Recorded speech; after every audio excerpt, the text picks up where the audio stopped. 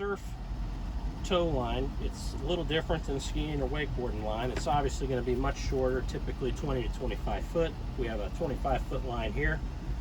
You'll notice it has multiple grab points along the way, which is useful for pulling yourself into the wave, which we'll demonstrate later, depending on how fast you're going, and a much smaller handle, which will prevent yourself from getting caught up in it, as you are much closer to the boat than you would be in skiing or wakeboarding.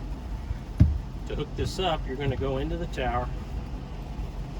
An important point, you don't want to run this tow rope over top of this canopy, because that's going to pull down on here and potentially cause wear and damage. Luckily, Cobalt has thought of this. You're going to open up this Velcro area here, run your rope up over top of the center light, if I can, without dropping it. And there's a rubber piece right here at the base of that light that will move with the rope. That's where your target point for hooking that rope is.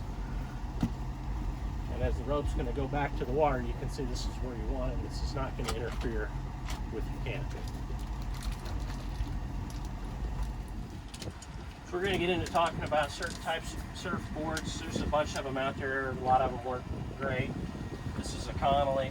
It's kind of a hybrid between two basic styles of surfboard you're going to use for this sport: surf style and a skim style board. A skim style board is going to have very short fins, which is going to enable the board to be a lot more slippery. It's similar to the sport that you would use on a skimboard on the beach.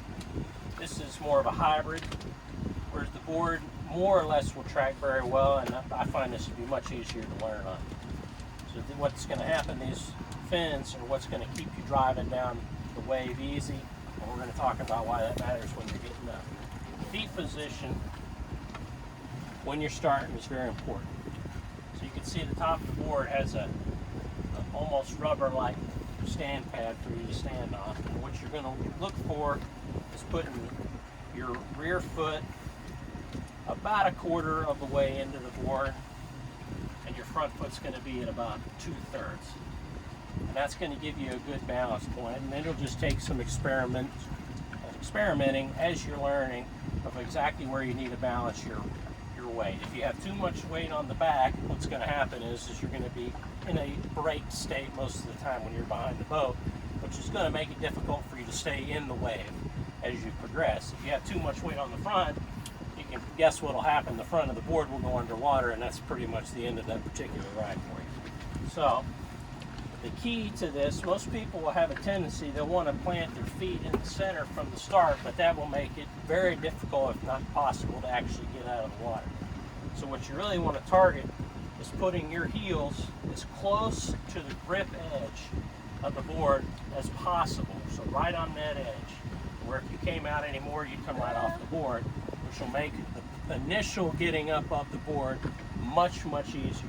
And then once you are up, then you will, almost by pulling your toes in, you can move your feet to the center, and then you're set to go for the circle from that point forward. And one point that you need to figure out, if you have wakeboarding experience or skateboarding, you're going to know which foot that you're more comfortable having forward. That is something you'll have to determine for this as well. For most people, it seems to be having their left foot forward. Surfing on the left side of the boat is what's most comfortable, but you'll just have to experiment both sides, and you will find most likely that one side is much easier for you than the other is.